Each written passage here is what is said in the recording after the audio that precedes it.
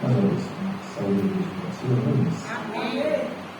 Estamos na igreja de Mateus, Evangelho de Mateus, capítulo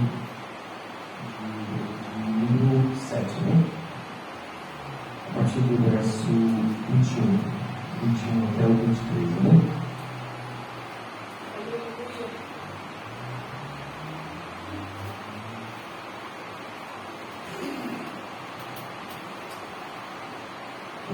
Mateus, capítulo 7, verso 21 até o 23.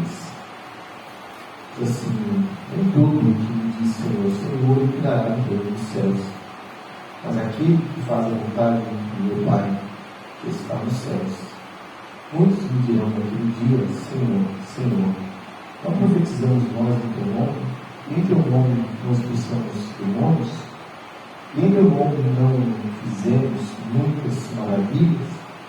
E então lhes direi abertamente: nunca vos conheci, apartados de mim, vós que praticais a iniquidade. Amém? Veja, vamos sentar em nome de Jesus. Glória a Deus. A palavra ocultura, né? Porque Jesus é um grande amigo. E o amigo, de verdade, ele fala a verdade. Eu ouvi uma palavra que o pastor disse, ele disse: um amigo, ele te repreende em secreto e te elogia em público, né? Amigo, verdadeiro amigo, né? Porque um amigo, se ele diz que ele é amigo, ele quer o bem daquele a quem ele chama de amigo e tem esse relacionamento. E assim como um pai repreende o filho que ama, assim um bom amigo também repreende o amigo quando está errado. Então Jesus, ele é um bom amigo. Ele diz a verdade porque ele não quer nem que eu, nem que você, nem que ninguém se perca. E se tem uma coisa que é verdade, é que a verdade, ela cura. Ela pode doer, mas ela cura. Assim como um bom remédio, geralmente os bons remédios não são muito saborosos, na verdade, a gente às vezes vai tomar um remédio, você quer um xarope assim, aquele brilho assim, gostosinho, que não é muito enjoativo, você toma um pouco e sabe. Então não existe isso, né? Esse daí é só dar lucro para a farmácia, mas ele não resolve o problema da vida de ninguém, porque nele não tem um antídoto que combate aquilo que vai fazer aquela alma perecer. Mas o remédio bom, geralmente ele é ruim, difícil de tomar, mas ele traz um benefício muito bom para o corpo, porque ele ataca diretamente aquilo que está fazendo aquela alma perecer, aquele corpo adoecer. Então esse é Jesus, irmãos. Isso daqui que nós lemos aqui é o sermão que ele está dando no monte. Começa lá no capítulo 5. E quando ele começa no capítulo 5, a mensagem dele é diferente de todas as mensagens que essas pessoas já ouviram. Essas pessoas ainda não ouviram palavras tão diretas e tão diretas ao ponto como Jesus vai tratar. Porque as mensagens que esse povo ouve são mensagens que são direcionadas àquelas pessoas que têm algo a oferecer. Ou seja, quando eu quero algo de você, estou me colocando como uma pessoa que tem um certo interesse em falar à multidão, porque essa multidão aqui eu estou falando, estou aqui colocando uma hipótese, tem algo a me oferecer. Não importa o quê, não importa se benefício financeiro, não importa se favores. Então nunca eu vou falar para um público que tem algo para me oferecer e eu tenho um interesse, nunca eu vou dizer algo que vai de contra, ou seja, contrário àquilo que aquele povo quer ouvir. Sempre alguém que tem interesse em algo que você tem vai te bajular, vai bater nas suas costas e dizer: isso aí, certo? Se você estiver fazendo algo errado ou bater boca com alguém, alguma coisa desse tipo, é você que vai ter a razão para ele, mesmo que você esteja errado, porque o benefício que ele quer não é o bem da sua alma, mas é aquilo que está em seu poder. uma vez que você perde isso, que você não tem nada a oferecer, é descartado. Jesus, irmão, ninguém tem nada para oferecer para Jesus. Ninguém pode dar nada em troca de algo que Ele pode nos dar. Aleluia, Deus. Por isso, as palavras de Jesus, elas são diretas. Ele não está preocupado se quem vai ouvir vai concordar, vai torcer o bico, vai achar bom ou vai achar ruim. Jesus é um bom remédio. Que aquele que aceitar e tomar, terá o benefício da cura, terá o benefício da salvação, terá o benefício de uma vida com a paz com Deus, e terá o benefício da alegria do Espírito Santo, e muitos outros benefícios que a gente caiu aqui falando horas e horas. Mas quando você vê Jesus dando o sermão da montanha, Ele vai falar coisas que é contrário àquilo que a multidão gostaria de ouvir. Lá no capítulo 5, quando ele começa a dizer, ele vai dizer que bem-aventurados são os que choram. Você gosta de chorar? Né? Bem-aventurados que são perseguidos. Deus, como assim? É porque é melhor ser perseguido do que perseguir. É melhor alguém fazer você chorar do que você fazer alguém chorar. Porque aí aquele que faz algo contra alguém, ele diz: bem-aventurados são aqueles que amam a justiça. Quem ama a justiça não comete a injustiça. E tudo isso é um pouco contrário àquilo que naturalmente as pessoas conhecem, porque o povo conhecia que tipo de ensinamento. Pisou no meu pé, eu piso também. Me xingou, eu xingo também. Se me fazer chorar, vou fazer da sua vida um inferno. Irmãos, é assim. Assim somos por natureza. E Jesus vem batendo contra tudo aquilo, porque tudo aquilo que o ser humano faz por instinto leva ele à perdição. E quando entra no capítulo 7, irmãos, que não dá para voltar lá no capítulo 5, que é muita coisa, mas olha só o que Jesus já entra, irmãos, no capítulo 7, versículo 1: não julgueis para que não sejais julgados. Se tem uma coisa que nós gostamos é de julgar, irmãos, mas se soubermos que alguém está nos julgando, a gente fica mágico. Não é verdade? A gente gosta de julgar, mas se alguém nos julgar, rapaz, você mete o dedo na cara do camarada, você sabe o que você está falando? É assim.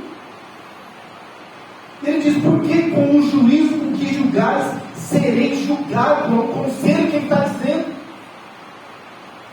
Da mesma forma com que julgamos, seremos julgados. E ele vai dizer, irmãos, que isso que nós muitas das vezes fazemos é uma hipocrisia. Porque mais embaixo aqui ele vai dizer: hipócrita, tira primeiro a trave dos teus olhos. Porque ele diz um pouco antes: como pode você querer reparar? Olha só, e porque reparas no arqueiro que está no olho do teu irmão, e não vês a trave que está no teu olho, uma trave no olho de alguém, misericórdia, cego nem vê. Mas ele enxerga um do outro. Mas ele consegue enxergar a vida do outro. Ele consegue enxergar o erro do outro. Mas não enxerga o seu próprio. Só o fato de estar julgando já torna nós pior do que o outro. Porque não somos juízes de ninguém.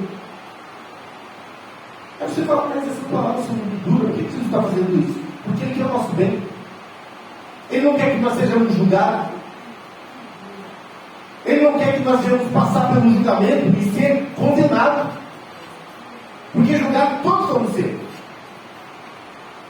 Mas a Bíblia diz que sobre nós, lá em Romanos 8, diz: não há condenação para aqueles que estão em Cristo Jesus. E aí a Bíblia vai dizer que quem está em Cristo Jesus faz a sua vontade e obedece às suas palavras. O que ele está dizendo? São palavras de Jesus: não julgueis. Não julgueis.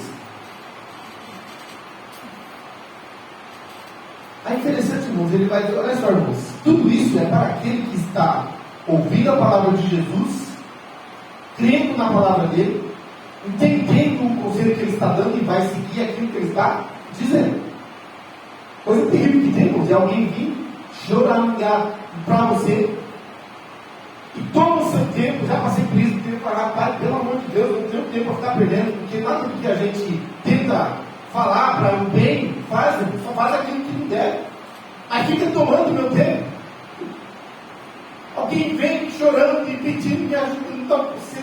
E aí você senta ali, gasta tempo, e vai aconselho. No final levanta e faz tudo aquilo que já queria fazer. Para quem que vem me encher a paciência? Tomar o meu tempo. Essa palavra de Jesus, irmãos, é para quem quer ouvir. Como o irmão disse aqui ontem, na mensagem, aos pés de Jesus tem conselho.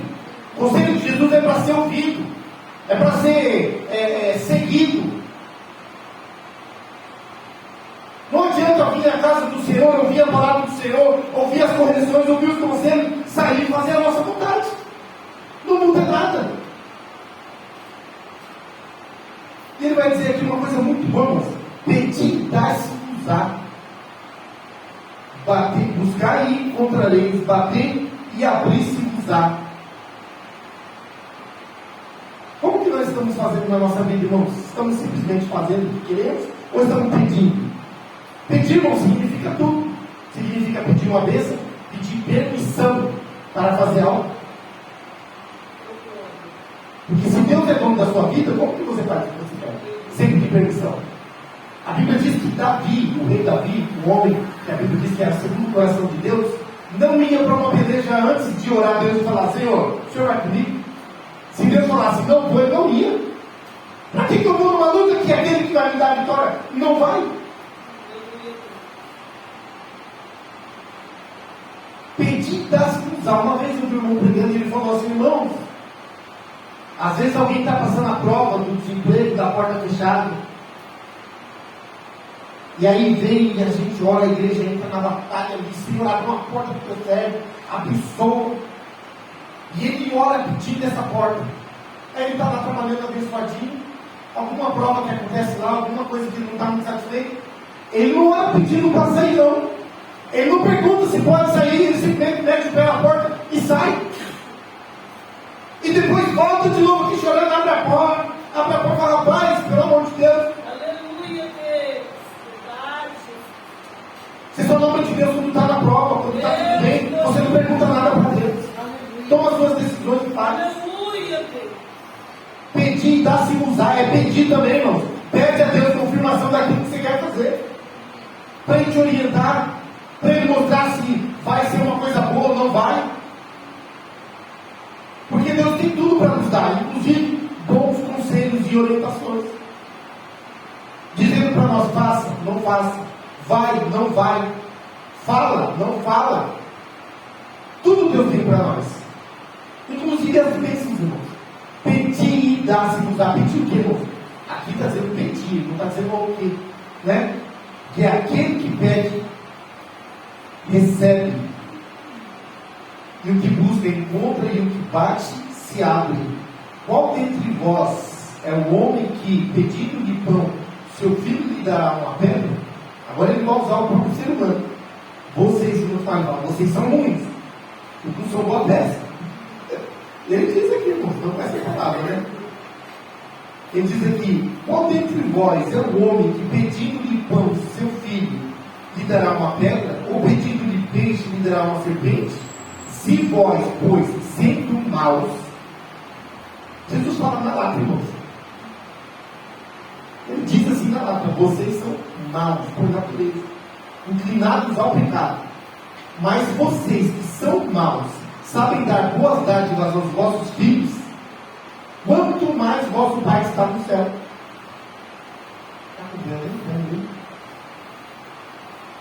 Portanto, tudo que vos quereis, versículo 12, que os homens vos façam, fazer também vós, porque esta é a lei e os profetas. Aqui é a lei da reciprocidade, essa palavra que fala,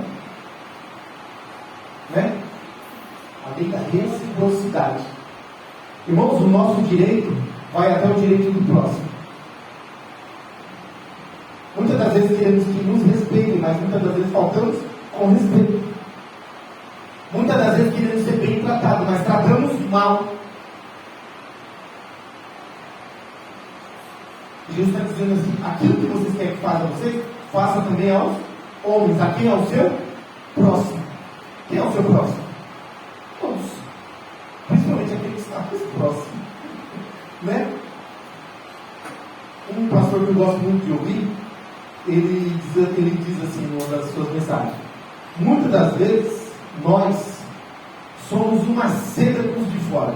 Os de fora que ele diz é os que não são da sua casa. Uma seda.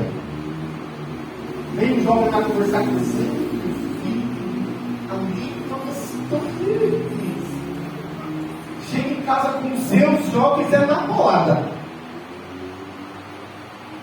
Trata bem das irmãs da igreja, às vezes que a esposa é rígido, é curto e grosso. Se a gente quer ser bem tratado, não é só com um ou com outro, é com todos. Você não tem são conselhos que Jesus está dando, irmãos, e é na lata. É na lata. É mais ou menos assim, ó. Assim funciona a vida. É assim que o mundo gira. O mundo não gira em torno de vocês. Cada pessoa tem responsabilidade da sua própria vida. E é isso que ele vai colocar, irmãos. Cada um é responsável por si próprio. E ele vai dizer aqui, continuando: entrai pela porta estreita. Hoje em dia, irmãos, essa palavra nem se prega mais. Nem se prega mais essa palavra. O que significa porta estreita? O que significa uma porta estreita? Não é verdade? A porta estreita, irmãos, é aquele lugar onde você vai andar e muitas das vezes você vai ver coisas fáceis para você fazer, algo que é bom de fazer, mas que desagrada a Deus, ou às vezes para conseguir chegar a algum lugar, ter que dar uma passadinha de perna a alguém aqui. Tudo isso daí a porta larga oferece. A facilidade para crescer na vida, para conquistar, para fazer, está aí, o mundo oferece. A porta larga pode ser a sua vida, na sua, como a gente acabou de falar, na sua maneira de ser. Comigo é assim, não tem gente que fala assim: escreveu, não leu aqui, pode comer, não tem esse negócio. Não leva o desaforo para casa. E aí a gente sai magoando o outro, magoando o outro, machucando aqui, machucando ali. Há um tempo atrás, porta estreita na pregação, irmãos, era vestes de cabelo, somente. E o povo tinha a língua maior do que o cabelo. Julgava com os olhos mais do que o próprio Deus. Mas hoje não tem mais esse negócio, irmãos. A Bíblia manda os servos dele, não estou falando de mulher não, porque antigamente só pegavam o pé das irmãs. Manda os seus servos andarem decentemente. Eu acho que não precisa me dizer quando eu estou indecente. Eu sei, eu percebo. Você não percebe? É verdade, não? Todo mundo sabe quando a coisa não está muito normal. Uma vez o pastor pregando, ele falou assim: quando for sair de casa, dá uma olhadinha no espelho. Será que eu estou bem comportadinho? Como eu disse, pegaram muito perto das irmãs. Eu já vi o irmão chegando na igreja, vem cabelo até aqui, cabelo aparecendo. Às vezes faz academia, fica todo bombadinho e vem todo apertadinho, fazendo inveja na gente. Né? A Bíblia manda o seu servo andar decentemente, irmãos, sem envergonhar o Evangelho. O que é andar decentemente? É sem causar vulgaridade. É sem causar. Tem uma palavra que fala para ela, aí pega muito mais para a mulher mesmo. Sensualidade. Obrigado, essa é a palavra. Sem sensualizar. O homem também pode sensualizar, pode também. É que os cabras é feio, não vai chamar muita atenção, mas isso é com a mulher dele. Mas tem uns camaradas aí que entram todo ajustadinho também, chama atenção, sensualiza, gosta de aparecer. Não, irmãos. A Bíblia diz que nós devemos ser discretos. Uma vida santa é uma vida que não venha chamar atenção para aquilo que é ruim. Da mesma forma que não deve chamar atenção na vulgaridade, também não deve chamar atenção na falta de honestidade. Porque alguns aparentam santo na aparência, mas compram no paga. Mente para passar adiante em alguma coisa. Envergonha o Evangelho de Deus porque alguém diz assim: olha, para ser crente igual a fulano, eu estou fora. Ele pode até andar bonitinho, mas as atitudes dele, aquilo que ele fala, como ele age, não condiz com aquilo que ele diz que é. Tudo isso daí não envergonha e faz parte da porta larga. A porta estreita é uma porta onde você entra e você examina isso daqui, ó. Se eu estou de acordo com isso daqui, eu estou dentro da porta estreita. Então entrar pela porta estreita, porque larga é a porta e espaçoso o caminho que conduz à perdição. Por que ele está falando para entrar na porta estreita? Porque ele quer que nós vamos caminhando até onde? O céu. E o caminho, geralmente o caminho certo, correto, não é o mais fácil. Isso é a verdade. Por que muitos demandam para o lado do crime? Porque trabalhar o mês inteiro para ganhar um salário e ter que viver dele não é uma coisa fácil. Alguns pensam, não, de uma noite eu faço isso daí.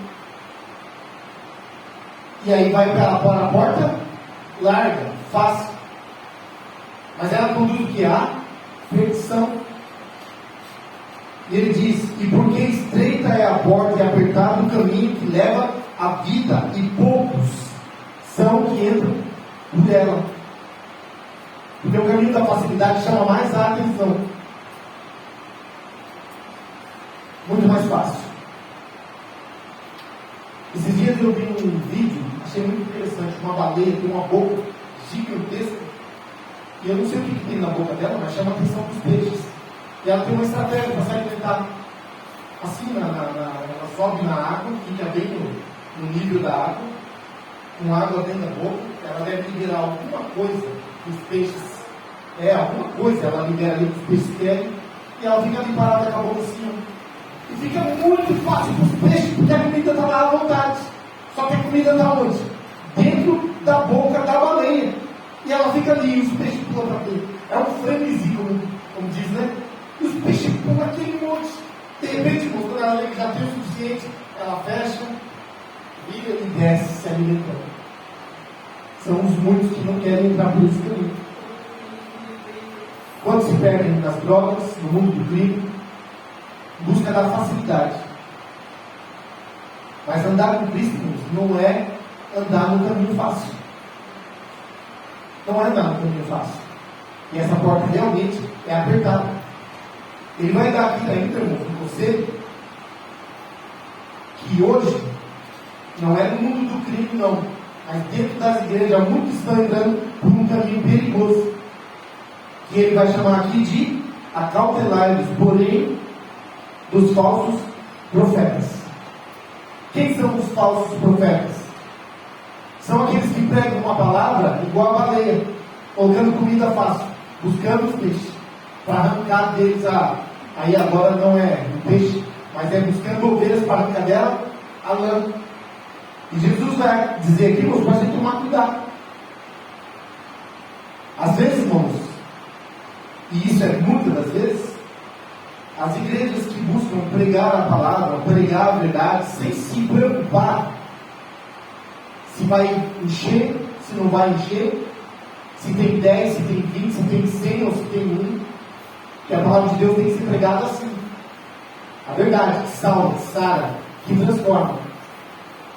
Mas, para aqueles que estão buscando não transmitir uma palavra que sara como um bom remédio, mas que estão buscando, como aquilo que eu disse no começo, a plateia e aquilo que ela tem para oferecer, ele não vai pregar uma palavra, irmãos, que venha combater.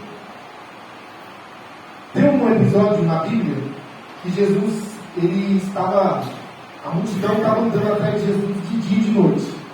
E Jesus para e agora ele parou, não vai ter cura, não vai ter nada, eu vou pregar uma palavra. E Jesus começa. E diz, irmãos, que foi começando a sair um por um. E ó, essa palavra é muito dura. Quem pode conviver com isso? Misericórdia. E diz que todos aqueles irmãos foi saindo, foi indo embora. Aí Pedro preocupado com a igreja, correu lá e disse: Jesus, o que é isso aí? Também está todo mundo embora, e você continua pregando isso daí, continua. E Jesus, irmão, estava preocupado em salvar as almas e não amaciar ou passar a mão no ego, no erro, não. Ele vira para Pedro, que é um dos seus apóstolos de confiança. Assim, Pedro, quem também? A palavra que eu estou pregando aqui, meu filho, é para salvar. Você quer ir também, Pedro? Se Jesus não amaciou Pedro, irmão, vai amaciar os outros. Aleluia, Deus. Verdade. Ele está mais preocupado que o remédio que ele está dando vai sarar. Existe um remédio aí que eles usam nas pessoas que estão já em fase quase terminal, que se chama placebo. O que é um placebo? É um remédio falso para a pessoa pensar que está sendo tratada. A pessoa pensa que está sendo tratada, mas não, ele está indo para a morte. Não existe tratamento ali. A palavra do falso profeta, irmãos, é um placebo. Não cura, não transforma, não salva, não corrige, não tira do pecado. Glória. Mas continua passando a mão nas costas, dizendo: vai, você está indo bem. Esse pecadinho vai levar à morte, mas enquanto isso você vai ser feliz. Na sua cabeça, porque o placebo trabalha no psicológico. A pessoa pensa que está andando no caminho certo, mas está sendo levada à perdição. E quem é que está fazendo isso? Jesus diz: acautelai-vos, porém, dos falsos profetas, que vêm até vós, vestidos como ovelhas, mas interiormente são lobos devoradores.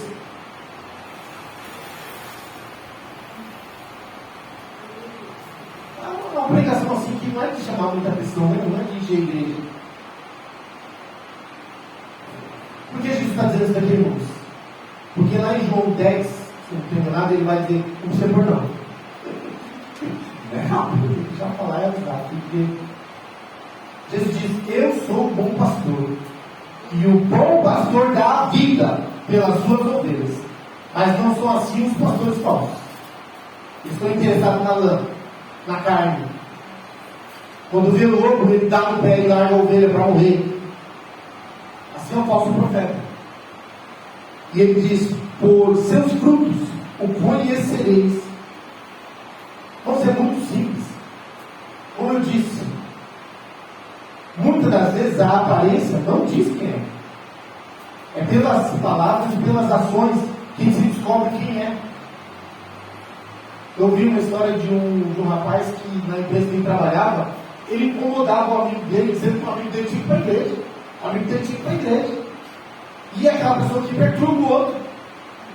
E um dia um amigo se irritou com ele.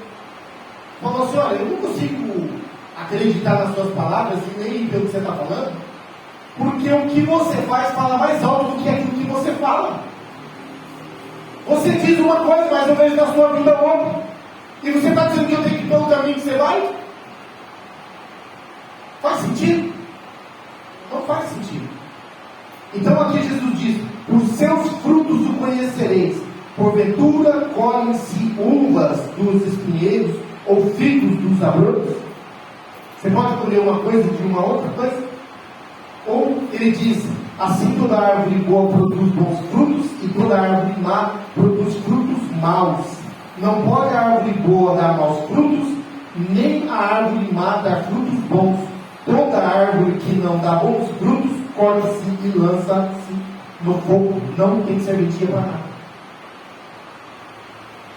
Portanto, pelos seus frutos o conhecereis. Jesus está interessado que os seus servos reconheçam aquilo que é verdade daquilo que é mentira,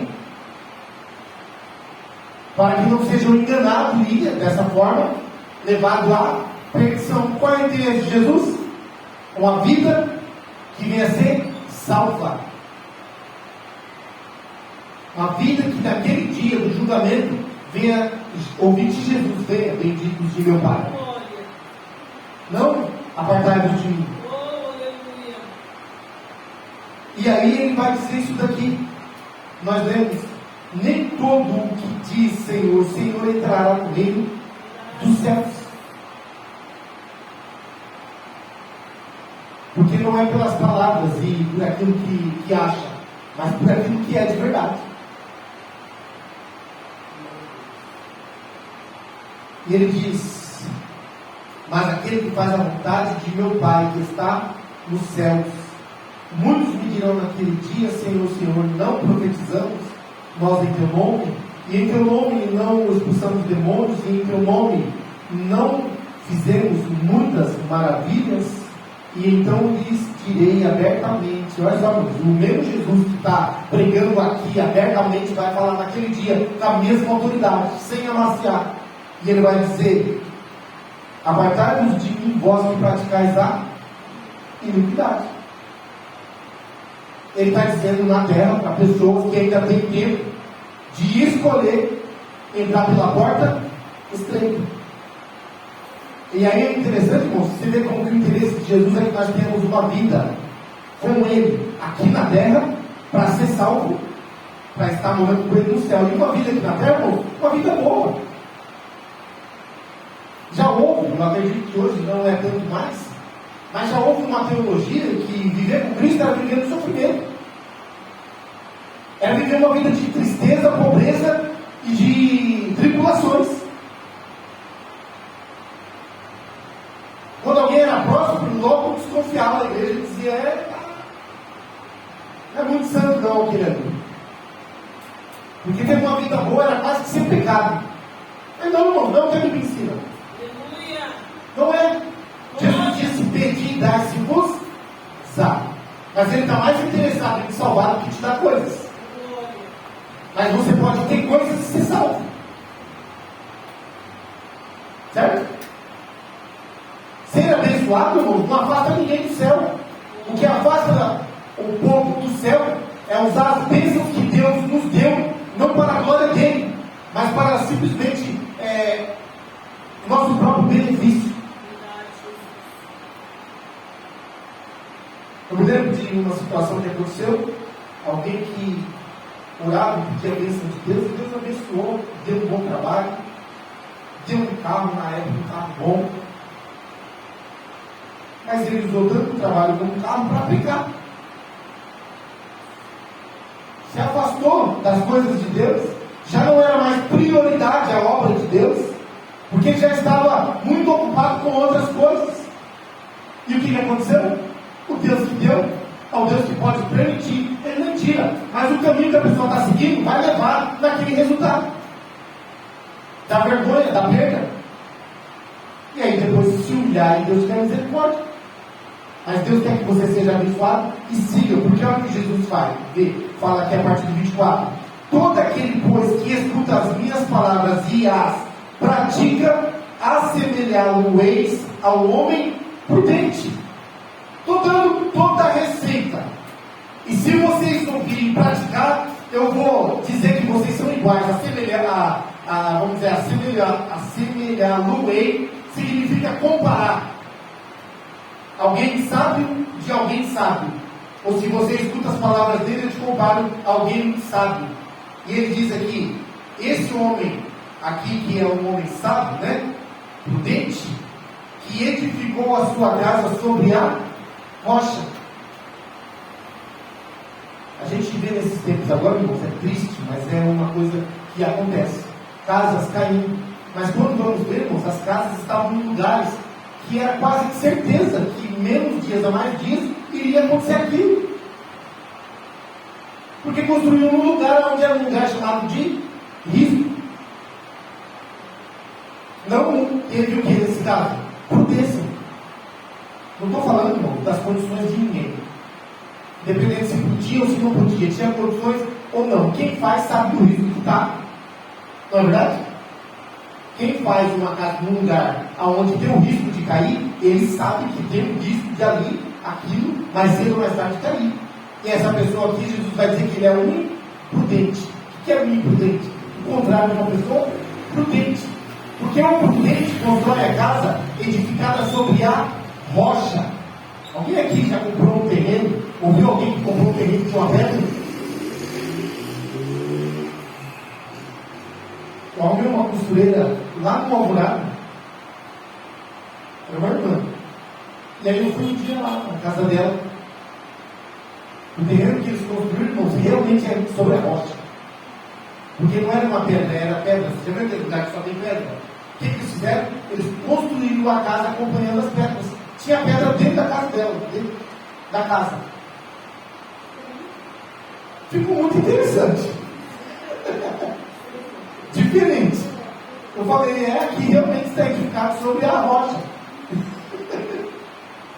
Por que, irmãos? Porque ali, irmão, pode chover, pode fazer o que for. A terra não descalça, não cai. Não estou dizendo que ela foi por dentro, ali no caso dela foi onde tinha. Mas Jesus está dizendo que uma pessoa que se arrisca e constrói a casa, ele não está falando sobre a terra, ele está falando sobre a areia. Nós tiramos esses dias, uma semana, para viajar. E aí a gente estava na praia e eu sentei, estava longe da água ainda assim. Mas a maré vai subir muito rápido, né? Eu comecei a cavar e tentar fazer um negocinho aqui do meu lado. Então, você criança, cavalo, tentar fazer um. Daqui a pouco foi vindo as gotas, foi chegando mais perto, irmãos. E acabou a minha brincadeira. Você construiu uma casa na areia e quer que as outras façam o quê? Jesus está dizendo aqui, irmãos, que todo aquele que ouve as suas palavras e as pratica. E as pratica. Ontem o irmão pregou uma palavra, meu Deus, eu fiquei maravilhado. A mensagem que o irmão pregou aqui ontem. Aos pés de Jesus tem cura, tem libertação, tem bênçãos, tem resposta, conselhos, tudo tem aos pés de Jesus. Mas quantos querem estar aos pés de Jesus? Ouvir os seus conselhos? Às vezes, irmãos, o conselho de Jesus não vai ser aquele que a gente quer. A resposta não vai ser aquela que nós queremos. Então, às vezes, nós queremos sim, ele vai dizer não. Se ele diz que não, mas ele sabe o porquê. E se nós edificamos a nossa casa sobre a rocha, nós vamos ouvir o conselho de Jesus e vamos falar: bom, não é bem o que eu queria, mas é o melhor. É o melhor. É o melhor para mim. A palavra de Deus é a resposta que eu preciso. Aquilo que eu desejo nem sempre é o melhor para mim. O irmão ontem falou que está sozinho é livramento. Lembra? Estava falando, lógico, de jovem, né? Está sozinho, que ainda não tem ali a pessoa que vai viver a vida, né? Que é o que nós esperamos, né? Está sozinho é livramento. E quantos que apressados sempre de resposta de Deus, vai lá e agarra. Eu já ouvi essa mensagem falando assim, uma mensagem falando assim: vai lá e se canta e fala, mas é um gatinho. Um gatinho, não dá para deixar para lá, não dá para deixar passar, esse é o meu. Aí o irmão falou assim: um gatinho pega e faz igual um governo de lã, arranha, morde, machuca, desfia. Gatinho mau. Né? Porque esse gatinho vai levar para dentro da sua casa, é você que vai viver com ele. Seja gatinho ou seja gatinha. Eu já vi dos dois, viu? Eu já vi jovens aí, os irmãozinhos, cair na mão de uma gatinha e ela arranhar, machucar, maltratar, humilhar, ao ponto dele perder assim a autoestima da vida. Irmãos, e ele disse o quê? Estou sozinho. Tá bom sim, é livramento. É melhor só do que mal acompanhado. Vai buscando em Deus, vai orando, até Deus preparar aquele que vai ser o seu ou a sua. A resposta de Deus é sempre a melhor. Sempre a melhor, irmãos. E ele diz que quem ouve essas palavras e as pratica são prudentes. Mas ele vai dizer: desce a chuva e correm os rios e assopram os ventos e combatem aquela casa e não caiu, porque estava edificada sobre a rocha. O versículo 25 parece a história dos 3 porquinhos, né? Não é verdade? O apresadinho constrói um barraquinho. Rapidinho ali, vem o lobo e não tinha resistência ao vento. O outro constrói uma mais ou menos, vem o lobo e derruba. O outro é mais prudente, constrói de tijolo, gasta cimento, gasta pedra. Soa, se machuca. E carregar lata de concreto de novo não é coisa muito fácil não. Faz coluna, faz viga, amarra tudo direitinho. E aí diz a história que o lobo vem e... Mas não teve força, porque aquela casa estava edificada, bem solidificada, né? Ele diz aqui que pode vir a água, o vento, combater, mas ela não cai, porque está sobre a rocha. E ele vai dizer: e aquele que ouve essas minhas palavras e não as cumpre, ou não as pratica, ele vai comparar ao homem sensato, ou imprudente, que edifica sua casa sobre a areia. E desceu a chuva. Olha que interessante, irmãos. A tempestade, a chuva, a dificuldade vem porque edificou no lugar bom e vem porque edificou no lugar ruim. Tem os dois. A Bíblia diz que a chuva vem para o bom e vem para o mal. Não é? Só que a diferença é que aquele que ouve as palavras do Senhor e as pratica e as cumpre e busca fazer aquilo que Deus está pedindo, ele é prudente, está sobre a rocha. A esse Deus assegura. A esse Deus protege. A esse Deus livra do mal. A esse Deus livra da vergonha.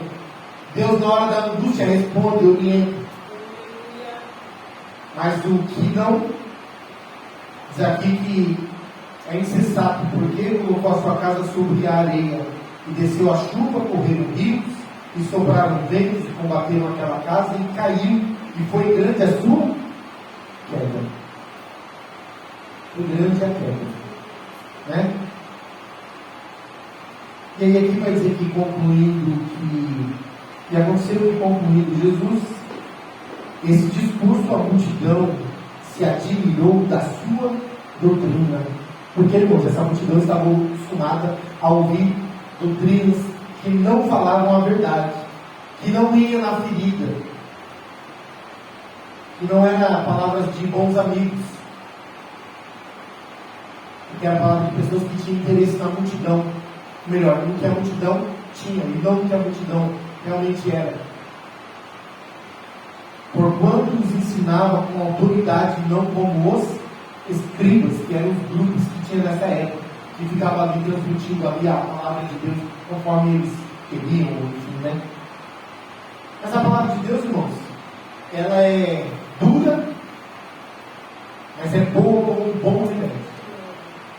Eu me lembro, para finalizar, eu sempre quando eu estou falando de remédio ruim, eu falo isso aqui, porque a minha esposa uma vez estava com o estômago ruim, assim, contorcido de dor. E eu tive na farmácia, acho que umas 2 vezes ou 3 vezes. E aí alguém falava que o remédio era bom, eu não mandava buscar. Mas desde o começo eu dizia para ela assim: olha, por que você não toma um pouco de bolo? Por que eu tomo um pouco de bolo? Porque o bolo, assim, desde quando eu sou criança, eu ouço dizer que o bolo ele é muito bom, limpo, esconde. E ela dizia: Deus me livre, aquilo não, aquilo é muito ruim. Eu chego, acho que lá no terceiro remédio, eu falei: não vou comprar nada mais. Não vou comprar mais nada. Eu vou buscar o remédio para você. Eu morava aqui na Rua da Vida ainda. Saí na rua, só dei um pouquinho para cima, tinha um matagal lá. Eu vi uma árvore lá, parecia ser bom, subi no muro, tirei, é bom. Tem umas folhinhas, nem precisa pegar um. Cheguei em casa, amassei, botei lá na água, coei, dei para ela. Então não foi assim, tirou como tirar com a mão. Porque o remédio bom, irmãos, é aquele que cura, mas nem sempre ele é muito gostoso. Geralmente ele é ruim. Assim é a palavra de Deus. Quer ter uma vida boa? Quer ter uma vida direcionada? Ouve essas palavras e pratica. Entra pela porta estreita. Para de julgar os outros. Julgue a si mesmo, como diz Coríntios, capítulo 11, que nós vemos na ceia. Julgue-se a si mesmo. Busque viver uma vida de santidade, preocupado com o que Deus pensa e não com o que os outros pensam.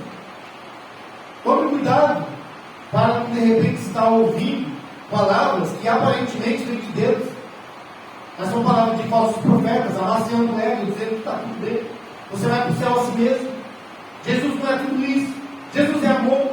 Jesus não quer tudo isso. Tudo isso é muito exagero. E tomando placebo até a hora que chega a hora da morte. Aí a gente olha para o médico e fala, mas não estava sendo tratado? Não ia ser curado? Triste, não, mas não ia ser curado? Não estava dando remédio para mim? Mas o remédio não era verdadeiro.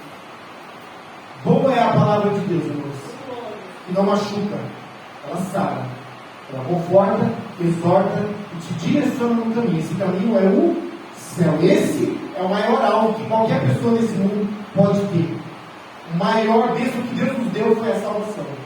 Então, ouve essa palavra, coloque no coração, busque de Deus orientação, se esforce e Deus vai te abençoar tanto aqui e naquele grande dia Ele vai falar, bem, eu tenho um lugar preparado para você. Vem que Deus abençoe em nome de Jesus.